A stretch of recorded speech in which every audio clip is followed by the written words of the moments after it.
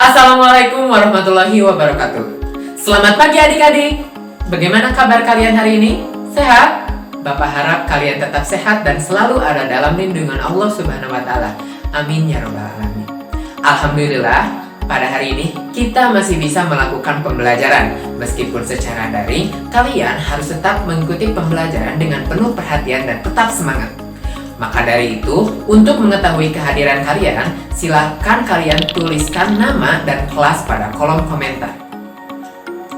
Nah, sebelum memulai pembelajaran, marilah kita berdoa menurut agama dan kepercayaan masing-masing. Berdoa mulai.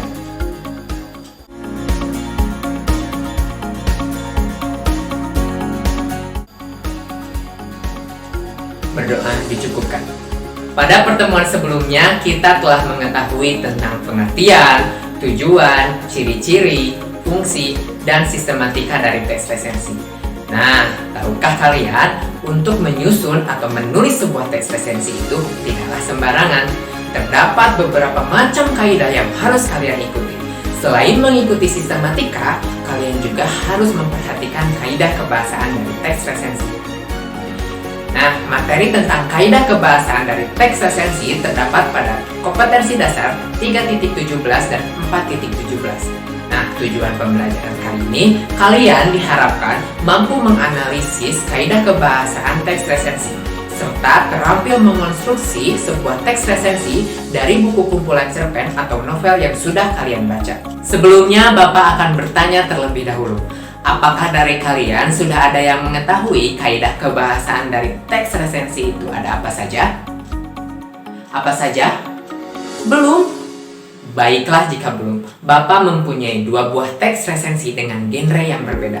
Coba kalian baca dan cermati, lalu identifikasilah kaidah kebahasaan dari kedua teks resensi tersebut. Untuk memudahkan kalian memahami dan menemukan kaidah kebahasaan, kalian bisa baca buku teks bahasa Indonesia pada halaman 222 sampai dengan 223. Bapak beri waktu selama 15 menit ya. Selamat mengerjakan.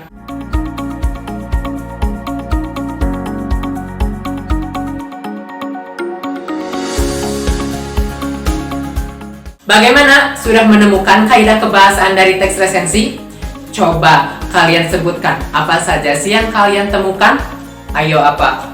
Verba ya, bagus sekali. Lalu ada yang menyebutkan istilah, lalu konjungsi, tepat sekali. Namun yang kalian sebutkan tadi itu masih belum lengkap. Nah, baiklah, karena dari sebagian kalian sudah menyebutkan secara garis besarnya, kita akan bahas bersama-sama.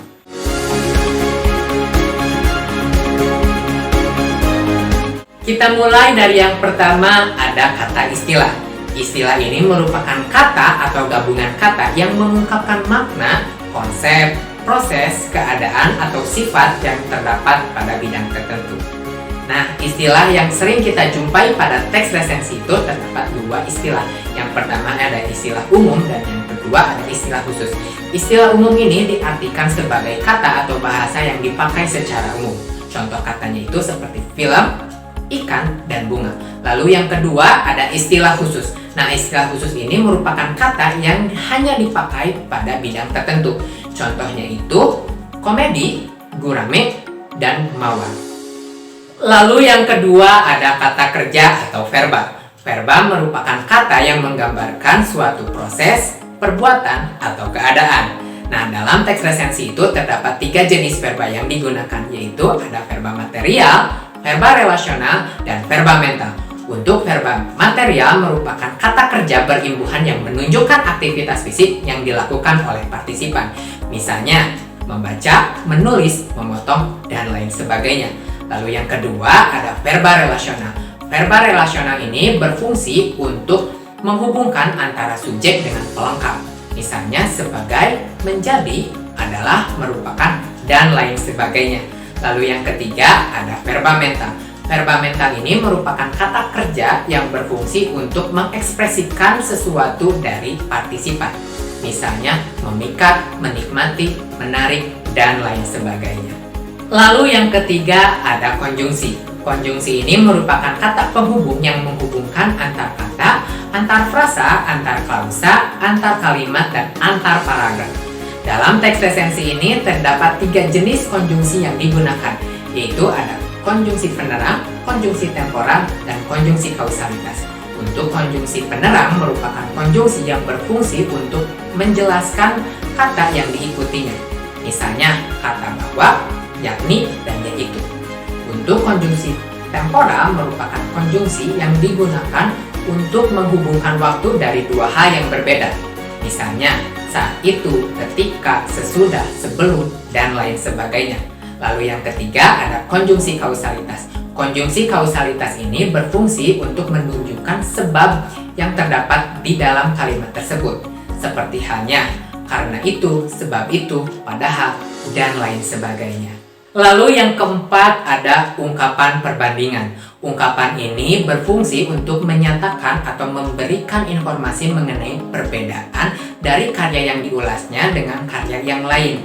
Biasanya, ungkapan ini terdapat pada bagian pendahuluan, isi, keunggulan dan kekurangan, serta pada bagian penutup. Nah, contoh katanya itu seperti daripada, seperti itu, serupa, dan lain sebagainya. Lalu yang terakhir ada pernyataan saran atau rekomendasi. Pernyataan saran ini berfungsi untuk memberikan informasi atau pendapat dari peresensi terhadap karya yang diulasnya. Biasanya, pendapat ini terdapat pada bagian akhir dari teks resensi, yaitu pada bagian penutup atau simpulan. Nah, contoh katanya itu seperti jangan, harus, sebaiknya, cocok, dan lain sebagainya. Nah, seperti itulah adik-adik pembahasan mengenai kaidah kebahasaan teks resensi. Supaya memudahkan kalian memahaminya, sekarang kita akan terapkan pada 2 teks yang telah kalian baca tadi. Bapak akan tampilkan contohnya sebagai berikut.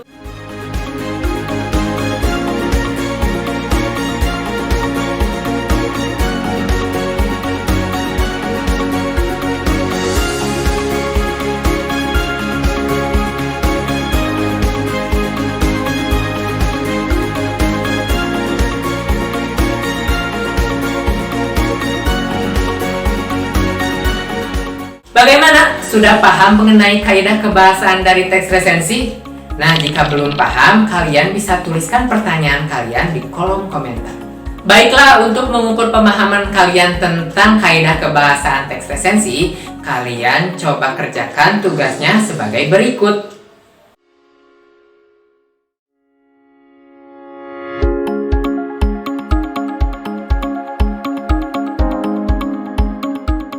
Untuk lebih lengkapnya, kalian bisa mengunduhnya pada link yang sudah tertera di kolom deskripsi.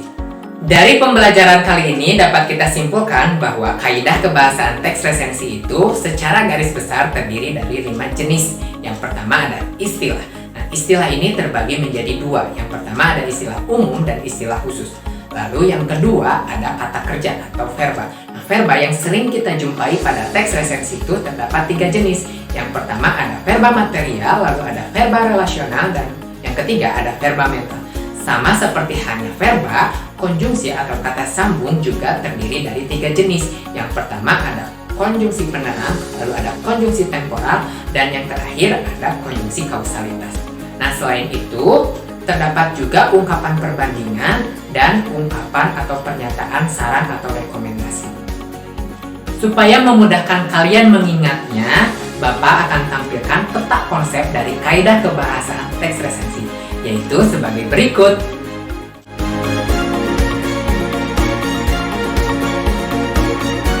Silakan kalian buat resume atau rangkuman dari materi pembelajaran hari ini. Catat di buku kalian sebagai pengingat jika sewaktu-waktu kalian lupa. Terima kasih atas partisipasi kalian. Tetap berpikir positif dan jaga kesehatan. Marilah kita akhiri pembelajaran hari ini dengan mengucapkan hamdalah bersama-sama. Alhamdulillahirobbil alamin. Wassalamualaikum warahmatullahi wabarakatuh.